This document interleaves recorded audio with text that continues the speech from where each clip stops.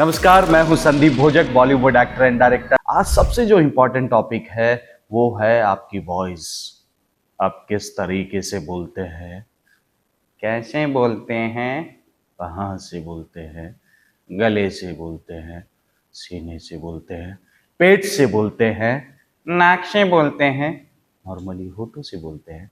तो अलग अलग तरीके से अलग अलग कैरेक्टर के हिसाब से आपको बोलना होता है।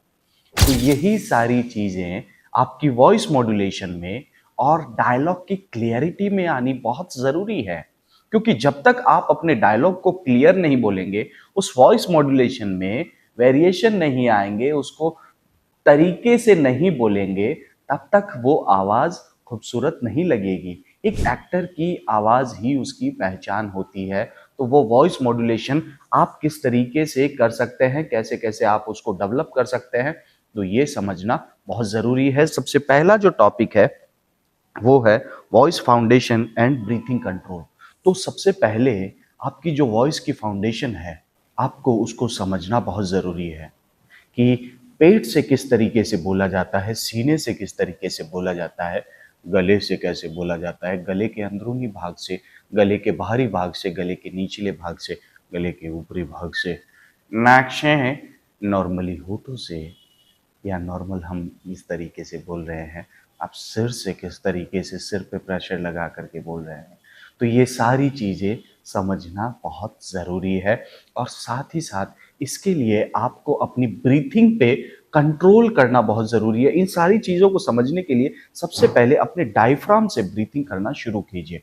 जो इससे पहले भी मैंने आपको पिछले वीडियोज़ में बताया था कि आपकी जो साँसें हैं वो किस तरीके से आपको लेनी है। 4-4-6 के फॉर्मूले में 4 सेकंड में धीरे-धीरे आपको साँसें लेनी है अंदर, 4 सेकंड तक उसको होल्ड करना है और 6 सेकंड में उसको एक्सहेल करना है। इससे क्या होगा कि आप अपनी ब्रीथिंग जो है वो कंट्रोल कर पाएँगे। योगासन जब आप करते हैं तो सबसे पहले अपनी साँसों को ही कंट्रोल करते हैं, क्योंकि जैसे ही आपकी ब्रीथिंग आपके कंट्रोल में आ जाएगी, आपकी पूरी बॉडी आपके कंट्रोल में आना शुरू हो जाएगी। अपनी वॉइस के फाउंडेशन को समझना बहुत ज़रूरी है। तो ये सारी चीज़ों के लिए आप धीरे-धीरे अलग-अलग तरीकों से बोलना शुरू कीजिए। जब आप बोल रहे हैं तो गले पे प्रेशर लगा करके बोलना शुरू कीजिए, पेट पे प्रेशर लगा करके बोलना शुरू कीजिए, सीने पे प्रेशर लगा के। ये धीरे-धीरे हम नेक्स्ट टॉपिक में इनको कवर करेंगे। Pitch, tone and emotional variation. तो पिच क्या है, टोन क्या है, इमोशनल वेरिएशन क्या है? कि जो पिच है, बेसिकली आप किस पिच में बोल रहे हैं, किस टोन में बोल रहे हैं और क्या इमोशनल वेरिएशन है। तो मोनोटोनस जो अक्सर जब आप देखते हैं कि एक एक्टर अलग अलग कैरेक्टर कर रहा है लेकिन उसकी टोन एक ही है, वो एक ही तरह से बोल रहा है, एक ही ताल में बोल रहा है, एक ही लय में बोल रहा है, तो मोनोटोनस होने से बचना बहुत जरूरी है। उसके लिए क्या करना पड़ेगा, आपको सबसे पहले कोई भी डायलॉग को अलग अलग इमोशनल वेरिएशन में बोलना शुरू कीजिए। जैसे कि मुझे जाना था वहां, पता नहीं अचानक से क्या हो गया और मैं घबरा गया। अब इसी डायलॉग को मैं अलग अलग डायलॉग्स में वेरिएशन में बोलने की कोशिश करूंगा। मुझे जाना था वहां, पर अचानक ना जाने क्या हुआ, मैं घबरा गया। मैं हंसते हुए बोला, इसी को मैं रोते हुए अगर बोलूंगा, मुझे जाना था वहां, पर अचानक से न जाने क्या हुआ, मैं घबरा गया। मुझे जाना था वहां, पर अचानक से न जाने क्या हुआ कि मैं घबरा गया। मुझे जाना था वहां, पर अचानक से न जाने क्या हुआ, मैं घबरा गया। इससे क्या होगा कि आपके अलग अलग डायलॉग्स के अकॉर्डिंगली आपके अंदर इमोशनल वेरिएशन अलग अलग तरीके से आना शुरू होंगे। आपकी पिच जो है वो एकदम परफेक्ट आएगी, आपकी टोन जो है वो मोनोटोनस नहीं होगी। आप एक ही डायलॉग को अलग अलग तरीके से अलग अलग इमोशन के साथ जब बोलना शुरू करेंगे तो आपकी टोन में डिफरेंस आना शुरू हो जाएगा। थर्ड जो है वॉल्यूम एंड वॉइस प्रोजेक्शन। आप कितनी ऊंची आवाज में बात कर रहे हैं, कितनी नीची आवाज में बात कर रहे हैं, कितना जोर से चिल्ला रहे हैं, कितने धीरे से आवाज से बात कर रहे हैं, और आपका जो वॉइस प्रोजेक्शन है वो कितनी दूर तक पहुंच रहा है, ये बहुत जरूरी है। क्योंकि जब आप स्टेज पर एक्टिंग करते हैं तो 200 मीटर दूर जो व्यक्ति बैठा है उसको भी अपनी आवाज सुनाई देनी बहुत जरूरी है। तो आपकी वॉइस का प्रोजेक्शन जो है वो आना बहुत जरूरी है। उसके लिए ये डेली लेवल पे एक्सरसाइज करना शुरू कीजिए। तो वो ह नहीं होगा, वो ह ये इस तरीके से आएगा। तो यहां से आपको वॉइस को एक ही थ्रो में बाहर की तरफ फेंकना है, जिसकी वजह से आपकी वॉइस जो है, आपका वॉइस प्रोजेक्शन आना बहुत अच्छे से हो जाएगा। उसके अलावा आप ये एक्सरसाइज भी कर सकते हैं, तो आपका वॉइस का प्रोजेक्शन जो है वो आना शुरू हो जाएगा। क्योंकि स्टेज पे जब आप एक्टिंग करते हैं तो 200 मीटर दूर व्यक्ति को भी अपनी वॉल्यूम, अपनी आवाज सुनाई देनी चाहिए, लेकिन कैमरा जब आपके इतने नजदीक लगा हुआ है, एकदम करीब लगा हुआ है, तो आपकी वॉल्यूम हाई रहनी बहुत जरूरी नहीं है। आप जोर से चिल्ला करके बात करना जरूरी नहीं है, आप धीरे से भी उस बात को बोल सकते हैं। तो ये समझना बहुत ज़रूरी है कि आपकी वॉल्यूम और आपका वॉइस प्रोजेक्शन जो है वो अलग अलग सीरियल के हिसाब से, फिल्मों के हिसाब से चेंज होता रहना चाहिए। फोर्थ जो है पेस, रिदम एंड पॉज। अब पेस क्या है? पेस यानी कि स्पीड। जैसे कि आप किसी भी वॉइस की रिकॉर्डिंग करते हैं तो उसमें 0.5x, 1x, 2x, 3x, 4x, 5x, 6x, 7x, 7x, तो वो जैसे जैसे आप पेस बढ़ाते जाते हैं वो उसकी स्पीड बढ़ती शुरू हो जाती है।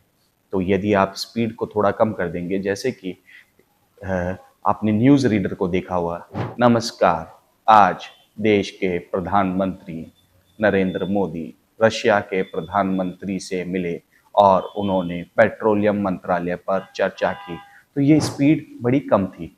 ये दूरदर्शन की जो हम नॉर्मली जो न्यूज़ सुनते थे पुराने लेवल पे, वो इस तरीके से बोलते थे। यदि हम इसकी स्पीड थोड़ी सी बढ़ा दें, नमस्कार, आज प्रधानमंत्री नरेंद्र मोदी ने रशिया के प्रधानमंत्री से मुलाकात की और उन्होंने पेट्रोलियम पर काफी चर्चा की। इसकी स्पीड थोड़ी और बढ़ा देते हैं, नमस्कार, आज प्रधानमंत्री नरेंद्र मोदी ने रशिया के प्रधानमंत्री से मुलाकात की और उन्होंने पेट्रोलियम पर चर्चा की। यदि आपकी स्पीड स्लो है तो उसको तेज करने की कोशिश कीजिए, अगर तेज है तो उसको स्लो करने की कोशिश कीजिए, ताकि आपको सभी तरीके से कंट्रोल मिल पाए। अलग अलग डायलॉग को अलग अलग पेस में बोलना शुरू कीजिए। रिदम जो है उसका किस तरीके से रिदम जो है वो जा रहा है, नमस्कार मैं आज यहाँ पर, अब यही रिदम जो है वो आप देखते हैं कि अलग अलग न्यूज रीडर उसको अलग अलग तरीके से प्रेजेंट करते हैं। नमस्कार, आज प्रधानमंत्री नरेंद्र मोदी ने रशिया के प्रधानमंत्री से मुलाकात करके पेट्रोलियम पर चर्चा की। अब वही कोई और, नमस्कार, प्रधानमंत्री नरेंद्र मोदी ने आज पेट्रोल पर चर्चा की रशिया के प्रधानमंत्री से मुलाकात करने के बाद। तो वो सभी व्यक्ति अपने अपने रिदम को, तो आपको ये समझना बहुत जरूरी है कि किस तरीके से आप उसको लेकर के जा रहे हैं। अब पॉज जो है वो एक्टिंग में बहुत इंपॉर्टेंट है। आप डायलॉग बोल रहे हैं एक ही सांस में कंटिन्यूअसली, लेकिन अगर उसमें पॉज ले रहे हैं तो लोगों को लगेगा यार ये क्या कर रहा है। अब मैं डायलॉग बोल रहा हूं और आपको ये समझना बहुत जरूरी है कि उसी बीच में मैंने 2 पॉज ले लिए। तो जब आप पॉज लेते हैं तो उससे आपका एक इमोशनल कनेक्ट होता है। हर डायलॉग के बाद में कहीं ना कहीं कॉमा, फुल स्टॉप या फिर डैश डैश डैश होता है, वो वहां पर आपको राइटर के अकॉर्डिंगली पॉज लेना होता है। तो वो पॉज लेना बहुत ज़रूरी है। पॉज लेने का भी अपना एक तरीका है जिसके बारे में हम फिर कभी डिस्कस करेंगे, क्योंकि ये एक बहुत इंपॉर्टेंट सब्जेक्ट है और इसके लिए हम प्रॉपरली उस पर काम करेंगे। फिफ्थ जो है वर्ड स्ट्रेस।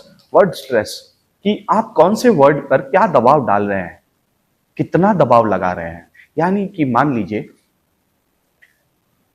एक लाइन है, मैं तुमसे मिलना चाहता हूं, सिंपल लाइन है।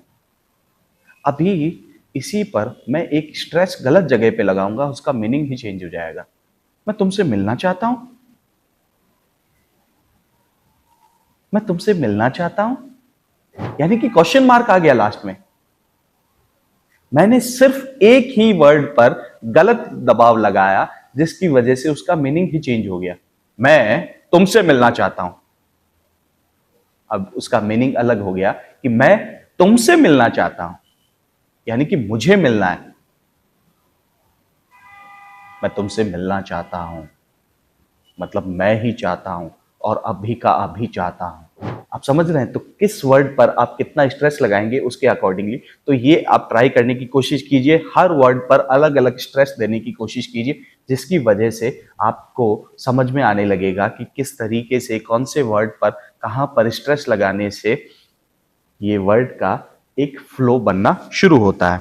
फिर डायलॉग को अंडरस्टैंडिंग। अगर आप किसी भी सीन को करने जा रहे हैं तो उस डायलॉग को सही ढंग से समझना बहुत ज़रूरी है, क्योंकि जब तक आप डायलॉग को पूरा समझेंगे नहीं तब तक आपको उसके अंदर कहाँ पर पॉज लेना है, कहाँ पर रिदम लेके आना है, कहाँ पर मोनोटोनस करना है, कहाँ पर उसमें अलग टोन चेंज करना है, कहाँ पर पिच चेंज करना है, कहाँ पर पेस उसका स्पीड चेंज करना है। तो ये आपको, जब तक आप पूर्ण रूप से डायलॉग को समझेंगे नहीं तब तक आपको ये सारी चीजें समझ में नहीं आएगी। 7th जो है प्रैक्टिकल ट्रेनिंग, तो उसके लिए आपको क्या करना है, डेली लेवल पे कोई भी न्यूज़पेपर को पढ़ना शुरू कीजिए, जिसकी वजह से आपके डायलॉग के अंदर क्लियरिटी आनी शुरू होगी, आपका डिक्शन जो है वो सही ढंग से काम करना शुरू करेगा।